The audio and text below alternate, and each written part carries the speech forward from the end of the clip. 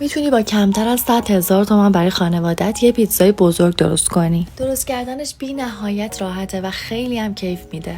آردت رو داخل یک کاسه میریزی، بهش شکر، نمک، مخمر، روغن اضافه میکنی، آب رو بهش کم کم اضافه میکنی، خمیر رو حسابی ورز میدی، داخل یک ظرف میذاری و روی خمیر رو میکشی. حالا قارچت رو خورد میکنی، بدون روغن، یه تفت میدی آب نداشته باشه، فلفل دلمت رو خورد میکنی، هر مدلی که دوست داری، سست رو خورد میکنی.